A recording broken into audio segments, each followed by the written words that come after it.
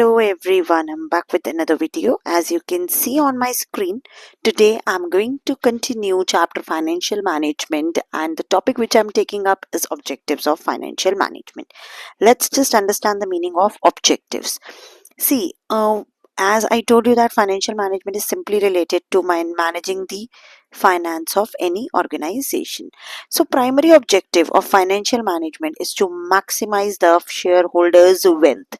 What exactly we want is कि if I am taking a financial management decision which involves financial management में क्या क्या चीज़ें आती हैं. Financial management कहता है कि let's just procure the funds and let's just invest these funds in the best possible options so that जहाँ कॉस्ट भी कम हो, रिस्क भी कम हो, लेकिन मेरे रिटर्न्स जो हैं वो क्या हो, ज़्यादा हो.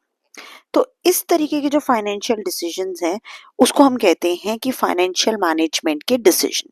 और फाइनेंशियल मैनेजमेंट इसका मेन ऑब्जेक्टिव क्या है, हम क्यों चाहते हैं कि हमारी कॉस्ट कम हो, रिस्क कम हो, लेकिन रिटर्न ज़्यादा हो.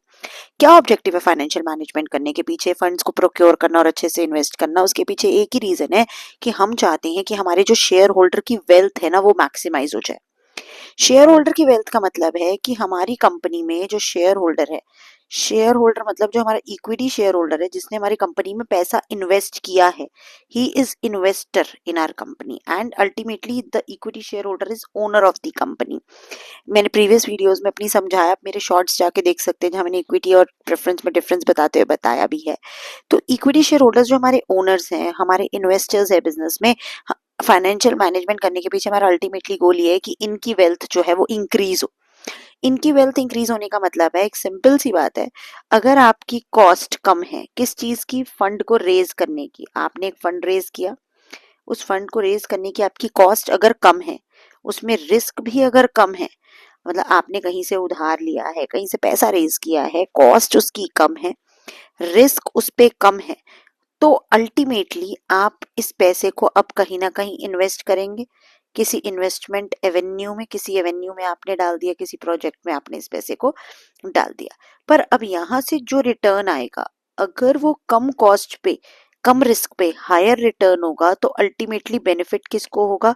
Ultimately it is going to benefit the shareholder, जिसने हमारी कंपनी में, जहां से हमने फंड रेज किया है, जो हमारा इक्विटी शेयर होल्डर है, जो हमारा कंपनी का ओनर बैठा हुआ है, उसको अल्टीमेटली इससे क्या होगा? फायदा होगा. क्यों? क्योंकि जितना अच्छा हमारी कंपनी रिटर्न अर्न करेगी, उतना ही ज्यादा मेरी कंपनी के शेयर की वैल्यू जो है वो क्या हो जाएगी? इंक्रीज हो जाएगी. क्यों? क्योंकि मेरी मार्केट में पोजीशन अच्छी हो जाएगी, मार्केट में पोजीशन अच्छी होने के साथ साथ मेरे शेयर की वैल्यू जो है वो इंक्रीज हो जाएगी. तो यहाँ मैंने सिंपल वर्ड्स में यही बस स्पेसिफाई किया है कि बहुत जरूरी है कि मार्केट प्राइस किसी भी कंपनी के शेयर्स का वो बढ़ना चाहिए. और ऐसा क्यों होना चाहिए? क्योंकि कंपनी के जो फंड्स होते हैं वो अल्टीमेटली कहाँ से बिलोंग करते हैं? शेयर होल्डर से बिलोंग करते हैं.